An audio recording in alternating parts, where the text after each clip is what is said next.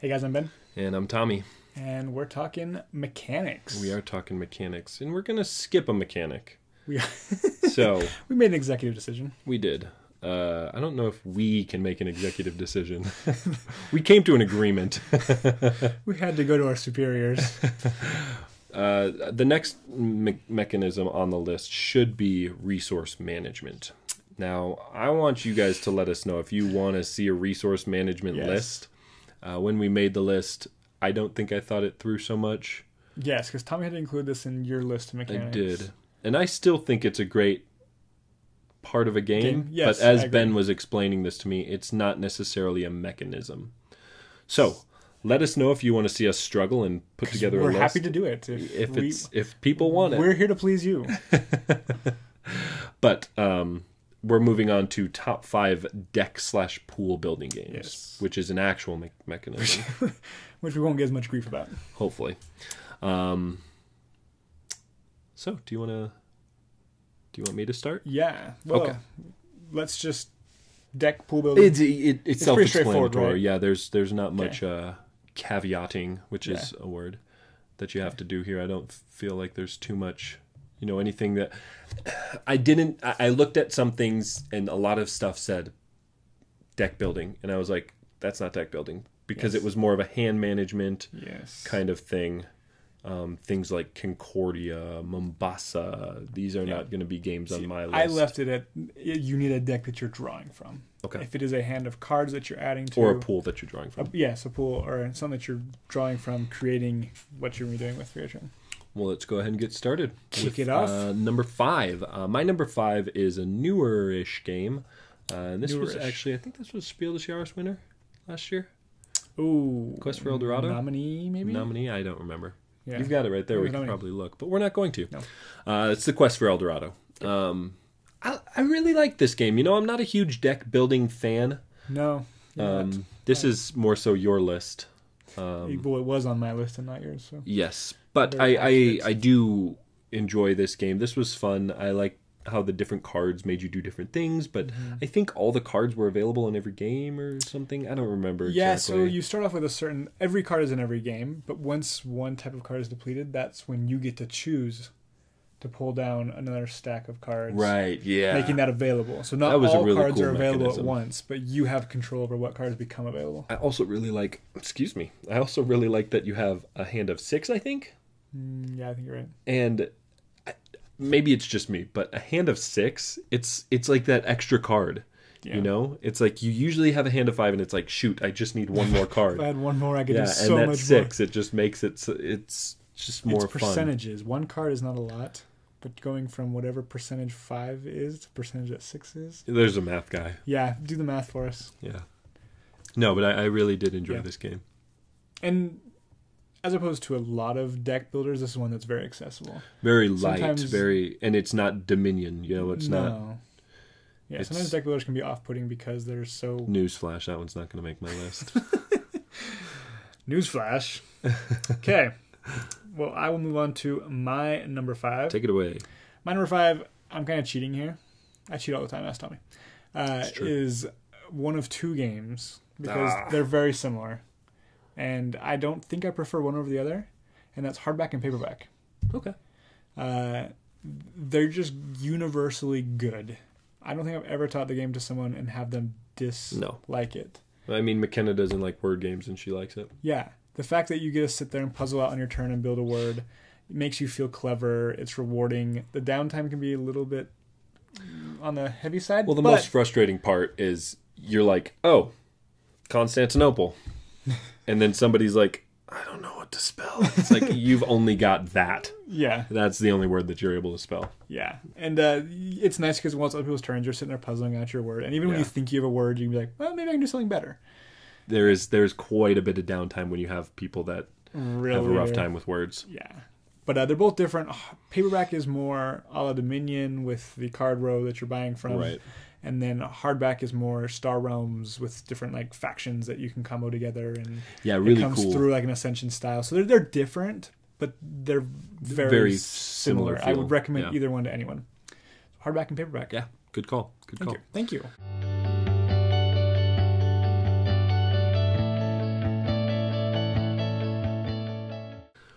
Moving on to number 4. Numero cuatro, as they say in España.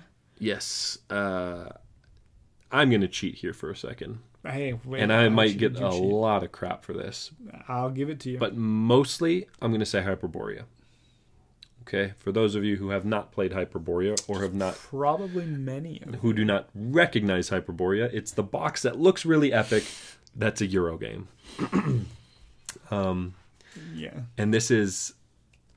it's a pool building game. You get cubes, you put them in, you pull them out, you assign them, and then you can take actions. Probably one of the first bag pool building games. That's that I know of. Yeah, it's been out for a while. Ordines does pretty much the same thing, but in a more streamlined, came along and did it, and stuff, more Euro-centric game. Yeah. And I haven't played Orleans enough. I've played a lot of Hyperborea. Mm-hmm. That was probably one of the biggest games I first bought. It's big. I thought it looked so cool, and I saw Tom's review, and he's like, "Oh, it's so lame, and it does all this, and it looks like it should be cool, but it's not." So you bought it despite Tom's review, or did you see the review post? I saw the review, and I was like, "That looks like something I would actually enjoy," and I do really enjoy it. I really like the game.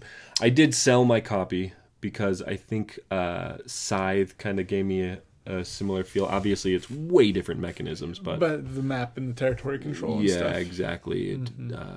Resources and stuff like that. I prefer playing Scythe. I don't think I'll ever sit down to play Hyperborea unless somebody invites me to, and I almost taught it at SaltCon, but I haven't played it in like a year or two. That would have been a rough teach. I probably sat there for 15 minutes babbling and...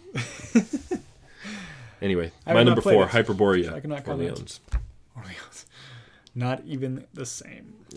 My number 4 is a deck builder that I would recommend to most anyone as well.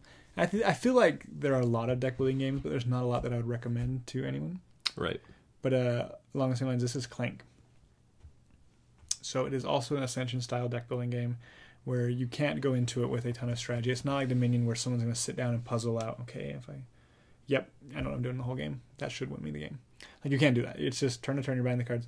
But it's got that fun push your luck mechanic, and people like, reaching into the bag and pulling out to see if they get attacked, and, trying to, rush past someone and get the treasure before they get to it. It's just fun. It works. It's not heavy. Sometimes it can be longer than I'd like, because it is a fairly light deck building game. It depends on how quickly people get through the cave and come back up, and it's totally because you're able to rush in, grab treasure, and bust your way out, and then that starts the timer for the end of the game. Or people can dink around down below and try to maximize their points, and the game will drag on a little bit longer. But eventually the dragon will kill someone and the game will end. But I'm sure you heard of it, Clank. I've never heard of it. Lies. We actually have a review of the Clank insert for Daedalus. It's fantastic. I love it. Go check it out. Check it out.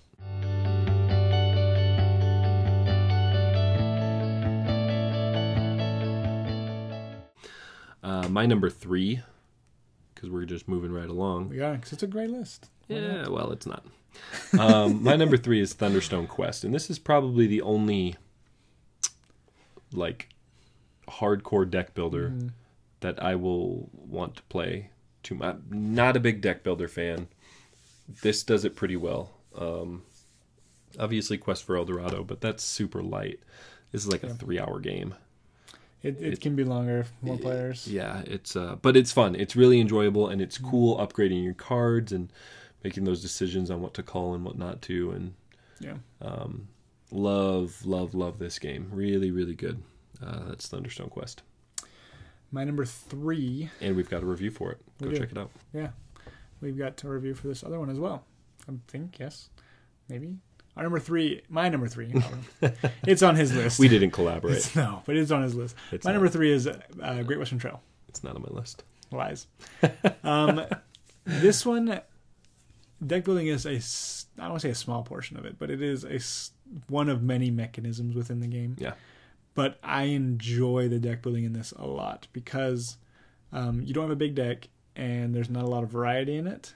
But if you can make a lean, clean cattle deck, cattle shipping machine, it pays off, and you feel super legit as you're cashing in all these cows when you get to Kansas City. And then there's opportunities, as you go along the trail to discard stuff and draw more stuff and try and better your hand, which is a really cool, which is fun, especially since your deck is so small and you do know what's in it, and you can kind of have a little more control over that. You can count cards for sure. Yeah, but I think what is there? Maybe like 8 different types of cattle. No, there's gray, black, white, green.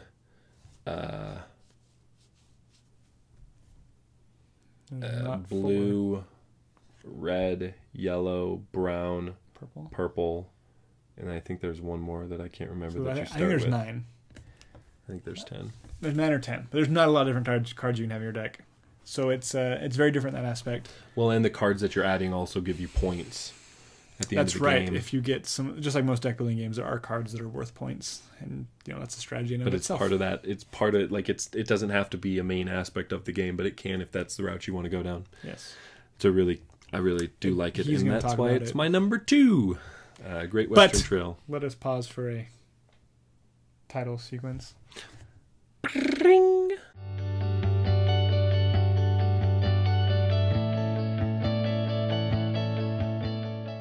Okay, number 2. That's why it's my number 2. Hey, yeah.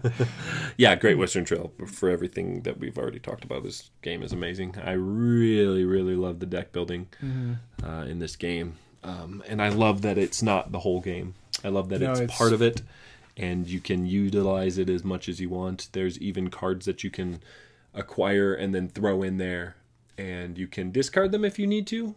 True. Just going through specific stuff and trying to, clean your hand, and even those objectives that you acquire. That's what I mean. You can get those in there. You can use them if you want to, or you can discard them at a later point if you go to Kansas City and stuff. And I really like this game. I really like the game, and I also you really like the game. I mean, the deck building is fine, but if I had to pick a game that had deck building, that's my Euro deck builder. Like if someone is coming to me and they're like, I want to play a deck building game. Oh, this is not a game that I would pull out. No, for everybody. But if I know someone who loves heavy Euros and wants to dabble in the deck building world, probably not though. Those people are few and far between. But if I find one, this is the game I'm referring them to. That's right. My number 2, Great Western Trail. My number 2 is one that is. And we do have a review for that, I think. That's what I thought. Yeah, right. Yeah. Okay. My number 2 is near and dear to my heart, given that I recently purchased it and recently played it one time. Yeah, that's not near and far. Okay. That would be clever. But it's not even a deck builder. It's not. It is also Thunderstone Quest. Yeah. I like the original. I didn't really have a crowd to play it with, given the D&D-esque fantasy theme. Ended up selling it, regretted it, and was very happy to get the new version. I love the aspect of the dungeon and the decisions that you face when you choose which monsters to fight. It's like, well, do I want to discard my highest hero, or do I want to have to destroy a weapon? Right. But that one's going to give me more points, but this one's going to give me, a lantern or two. So next turn I can go even deeper in the dungeon because I know I'm drawing. It's just so good with the options and decisions that you have. And the variety within the game is incredible, especially if you get the Kickstarter version and the expansions and stuff. You have tons and tons of different setups that you can play through. Yeah. It's a fairly straightforward deck builder that does it very well. It is a really good game. That's why it was my number 3.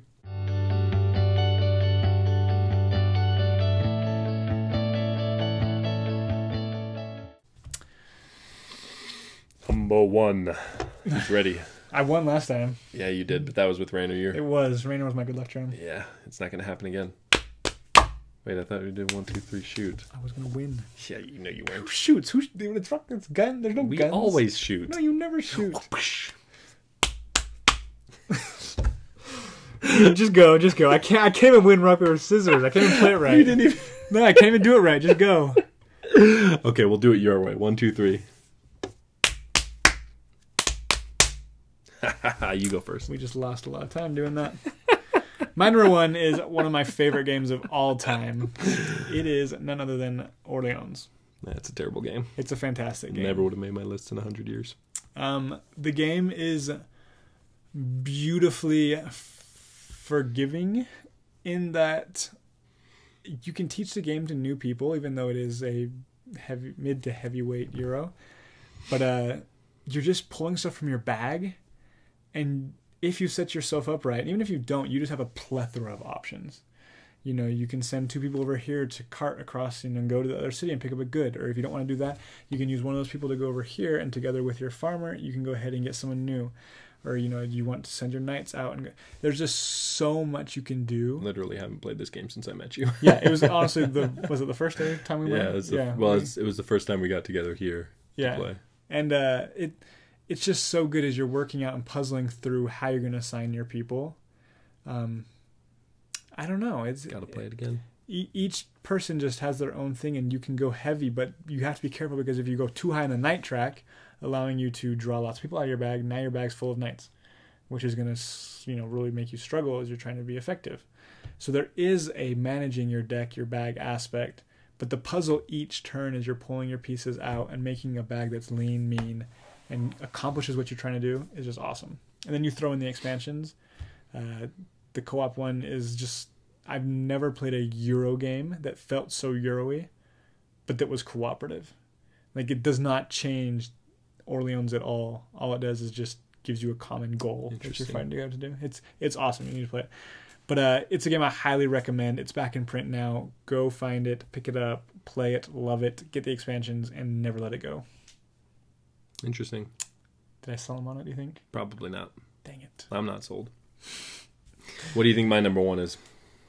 Wait, you did Great Western Trail. I did Great Western Trail. You did. You already said you're not doing Mombasa or Scythe. Well, Scythe is not a... I mean, Hyperborea you've already done. I might be stumped. You're not stumped. I'm going to say you're going to be like, oh, yeah. Wait, what's the first letter? B. B. You think the answer to my question is B?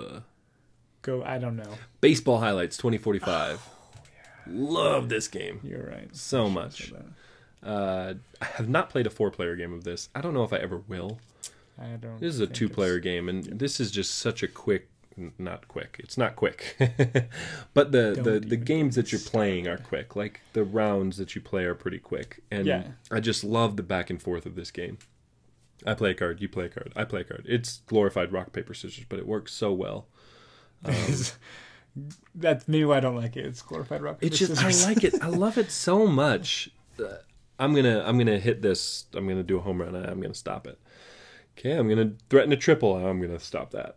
Yeah. And just trying to play against your opponent. You know, oh, they're going for a robot deck. I'm gonna try to counter that with a cyborg deck. Yeah. I think it's so much fun. I really enjoy this game. I got to play this with somebody at SaltCon, and I got pretty annihilated. Did you? No, I think it was maybe 3-4 or something like that. But anytime Tommy loses, I'm interested because it doesn't happen often. Anyway, my number 1 is Baseball Highlights 2045. Yeah. Definitely a good game. I do believe we have a review for it. I think you're right. I could be wrong. We've done so many reviews, man. Yeah, we have. No, but it is a good game, and you're right. It's interesting because at a 2-player count, it's like this push and pull back and forth, whether it's, do I want to react to what he did or try and get the jump and make him react to me? Well, and there are very subtle strategies, like whether you're going to put somebody on deck or, keep some pinch hitters in your hand or something like that. Like you're right. There are very subtle strategies that will definitely pay off with time as you learn the cards and the combos and what's in the deck and to read your opponent's actions and stuff. I love it. Yeah.